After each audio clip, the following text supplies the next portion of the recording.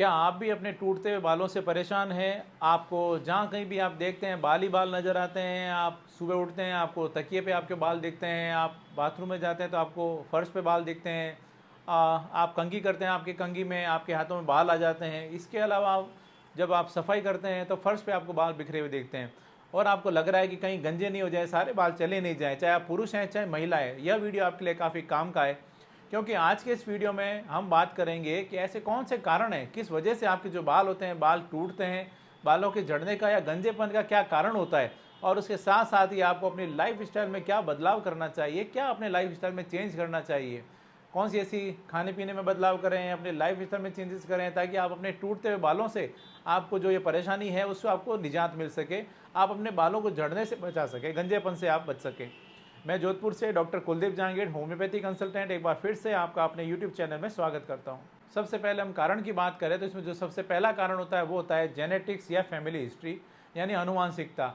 अगर आप पाते हैं कि आपके फैमिली में बाल्डनेस है, एक पैटर्न है, जैसे कि सामने से या सर के ऊपर से बाल गए हुए हैं और उनको गंजेपन की शिकायत है, तो हो सकता है फ्यूचर में या आपको भी समस्या है वो आपको आ सकती है, आपको भी गंजेपन की शिकायत हो सकती है। इसलिए आपको जेनेटिक्स जो होती है इसमें एक बहुत बड़ा इंपॉर्टेंट रोल प्ले करता है। और दूसरा जो बड़ा कारण होता है वो किसी न किसी तरह की बीमारियां। अगर आपको थायराइड से आप ग्रसित हैं, इसके अलावा आपको पीसीओडी की शिकायत है, खासतौर से महिलाओं की बात करें तो, इसके अलावा प्रेगनेंसी में, मीनोपॉज में जब उनकी माहवारी रुक जाती है उस कंडीशन में भी, जब महिलाओं में हार्मोनल चेंजेस आते हैं उस कंडीशन में महिलाओं में हेयर फॉल की शिकायत जो होती है वो देखने को मिल सकती है, एक बहुत ही कॉमन होता है। इसके साथ साथ ही एक कंडीशन होती है एलोपेशिया अरेटा।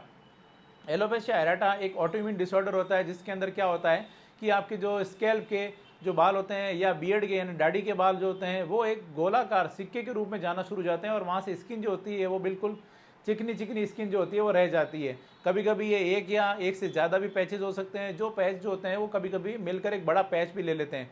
कभी कभी ऐसा भी होता है कि उस कंडीशन में आपकी आईब्रो के, आपकी बॉडी के, पूरे बॉडी के बाल भी होते हैं वो चले जाते हैं। इस तरह की जो कंडीशन होती है वो भी देखने को मिल सकती है और इसका जो बड़ा कारण होता है वो होता है एलोपेशिया एराटा। अगर ऐसी कंडीशन है तो ऐसी कंडीशन में भी आपको होम्योपैथी काफ़ी हेल्प करती है एलोपेशिया एराटा को ठीक करने में। इसके बाद में जो बड़ा कारण होता है वो होता है आपका स्ट्रेस। अगर आप बहुत ज़्यादा अवसाद में रहते हैं, बहुत ज़्यादा चिंता करते हैं, टेंशन बहुत ज़्यादा रहता है, नींद अच्छे से नहीं ले पाते हैं, तो उसकी वजह से भी आपको हेयर फॉल की शिकायत हो सकती है। इसके साथ साथ ही अगर बालों में तरह तरह के कुछ केमिकल्स यूज़ करते हैं, आपको हेयर ड्रायर बहुत ज़्यादा यूज़ करते हैं, हेयर कलर्स बहुत ज़्यादा यूज़ करते हैं, तो उस वजह से भी आपको हेयर फॉल की शिकायत हो सकती है। एक होता है ट्रैक्शन एलोपेशिया, यानी कई महिलाएं होती है, कई गर्ल्स होती है, उनको क्या होता है कि उनको जो बाल बनाती है वो चोटी को काफ़ी खींच कर पीछे की तरफ बनाती है और उसकी वजह से उनकी जो हेयरलाइन होती है वो धीरे धीरे पीछे जाना शुरू हो जाती है और उनको इस तरह के बालनेस की शिकायत जो होती है वो देखने को मिलती है। तो इस तरह से अगर आप बहुत ज़्यादा बालों को खींच कर चोटी बनाते हैं तो आप उसको भी आपको अवॉइड करना चाहिए, वो भी कहीं ना कहीं कारण बन सकता है आपको हेयर फॉल का। इसके अलावा कुछ बीमारियों में काम में आने वाली दवाइयाँ हैं, खास तौर से कैंसर में जैसे कीमोथेरेपी वगैरह या रेडियोथेरेपी है, इस तरह की जो थेरेपी होती है उस थेरेपी की वजह से भी आपको ये जो समस्या है, ये हेयर फॉल की प्रॉब्लम है, वो देखने को मिल सकती है। इसके अलावा अक्सर देखने को मिलता है कि एज बढ़ने के साथ साथ आपको हेयर फॉल की शिकायत हो सकती है।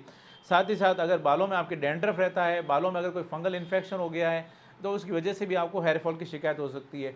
अगर आप लंबे समय से बीमार रहे हैं, अगर आप बेड रिडन हैं या लंबे समय से आपको कोई कोई बीमारी से आप ग्रसित हैं, तो उस कंडीशन में भी आपको हेयर फॉल की शिकायत जो होती है वो देखने को मिल सकती है। अक्सर देखने को मिलता है कि यंग बॉयज़ और यंग गर्ल्स जो होते हैं वो वज़न को कम करने के लिए लंबे समय तक फास्टिंग करते हैं, अपनी डाइट को बहुत ज़्यादा वो कम कर लेते हैं ताकि उनको वज़न जो है वज़न कंट्रोल कर सकें, अगर उनका बहुत ज़्यादा बढ़ा हुआ है तो। ऐसी जो कंडीशन होती है जब उनके वज़न को सडनली वो कम करने के लिए बिल्कुल से फास्टिंग शुरू कर देते हैं, खाने पीने में ध्यान नहीं देते हैं, तो उस कंडीशन में न्यूट्रिशन की डेफिशिएंसी की वजह से भी ख़ास तौर से गर्ल्स के अंदर ये प्रॉब्लम जो होती है वो देखने को मिलती है। इस कंडीशन में भी उनको हेयर फॉल की समस्या है वो उससे वो ग्रसित हो जाती हैं। यह कुछ मुख्य मुख्य कारण होते हैं, मेजर कॉज होते हैं जिसकी वजह से आपको हेयर फॉल या बाल्डनेस की आपको शिकायत आ सकती है। अब हम बात करते हैं कि ऐसे कौन कौन से आसान उपाय हैं जिसके द्वारा आप अपने इस तरह की कंडीशन से छुटकारा पा सकते हैं। इसमें आपको कुछ आपको बातों का ध्यान रखना चाहिए जो कि आपके लिए काफ़ी मददगार हो सकती है आपको हेयर फॉल को रोकने में। एक तो जो सबसे ज़रूरी है वो है आपका सही खान पान। आपको बैलेंस और न्यूट्रिशियस डाइट होनी चाहिए, आपको हरी सब्जियां लेनी चाहिए, आपको फ्रूट्स लेने चाहिए, इसके अलावा आप नट्स ले सकते हैं। और अगर आपको अपनी डाइट में आप प्रोटीन बढ़ाते हैं, प्रोटीन ऐड करते हैं, तो वो भी आपको बालों के लिए काफ़ी फ़ायदेमंद होता है। यह भी आपके बालों को झड़ने से काफ़ी रोकने में मदद कर सकता है, क्योंकि आपके जो बाल होते हैं वो प्रोटीन के बने होते हैं। और जब कभी भी आप प्रोटीन की कमी होगी खाने पीने में, अगर आपको सही डाइट नहीं मिलेगी, न्यूट्रिशंस नहीं मिलेंगे, तो उसकी वजह से आपको हेयर फॉल की शिकायत हो सकती है। इसलिए अपने खाने पीने में आप थोड़ा सा ध्यान दें, प्रोटीन वाली और न्यूट्रिशियस डाइट लें। इसके साथ साथ में अगर आपको बहुत ज़्यादा स्ट्रेस रहता है, नींद की कमी है, तो आप उसको भी आप थोड़ा ठीक करें। एक और जो कंडीशन होती है कि अगर आपके बाल गीले हैं और गीले बालों में ही अगर आप ब्रश करते हैं या कंघी करते हैं, तो उस कंडीशन में भी आपको हेयर फॉल की समस्या होती है, वो देखने को मिल सकती है, खास तौर से अगर बात करें तो महिलाओं की। इसके साथ साथ ही अगर आपको धूप का बहुत ज़्यादा काम रहता है, तो आपको धूप से आपको बालों को बचाना चाहिए, बालों को थोड़ा सा ढक कर रखें। इसके अलावा अगर आपको बालों को बहुत ज़्यादा खींच के आप गूंथ के आप अगर चोटी बनाते हैं, तो आपको उसको भी आपको अवॉइड करना चाहिए। बहुत ज़्यादा ड्रायर का प्रयोग नहीं करें, ज़्यादा हेयर कलर्स का यूज़ नहीं करें। इसके अलावा अगर आपको किसी तरह की बीमारी से आप ग्रसित है, जैसे थायराइड वगैरह या ऐसी कोई कंडीशन है, तो आप अपने थायराइड को आप ध्यान रखें, उसको एक जो लेवल होता है उसको नॉर्मल लेवल में आप उसको रखने की कोशिश करें, अपना ट्रीटमेंट रेगुलर रखें। और इसके अलावा अगर आपके स्कैल्प में कोई तरह की डिजीज़ है, जैसे डेंड्रफ है या कोई फंगल इन्फेक्शन है, तो उसका भी आप अपना समय रहते उपचार करें। अगर इन बातों का आप ध्यान रखते हैं, उसके साथ साथ कुछ होम्योपैथिक मेडिसिन हैं जो कि अगर आप लेते हैं अपने डॉक्टर की सलाह अनुसार, तो आपको अपने बालों को झड़ने से बचाने में आपको काफ़ी हेल्प मिलती है। आप हो सकता है आपको गंजेपन की शिकायत नहीं आए। होम्योपैथी में कई ऐसी मेडिसिन है जो कि इसमें काफ़ी अच्छे रिजल्ट्स देती है, जैसे कि सेलेनियम, लाइकोपोडियम, एसिड फॉस, विस्बेडन। इसके अलावा और भी बहुत सारी मेडिसिन होती है जो कि इसमें काम में ली जाती है। कुछ ऑयल्स होते हैं वो काम में लिए जाते हैं, जो कि आपके बालों को झड़ने से बचाने में मदद करते हैं। आप अपने इस तरह से लाइफस्टाइल में बदलाव करते हुए अगर वो डाइट का ध्यान रखते हैं, खाने पीने का ध्यान रखते हैं और वो कुछ होम्योपैथी मेडिसिन लेते हैं, तो आप अपने बालों को झड़ने से बचा सकते हैं। और प्रॉपर होम्योपैथी ट्रीटमेंट के लिए आप चाहें तो मुझसे कॉन्टैक्ट कर सकते हैं।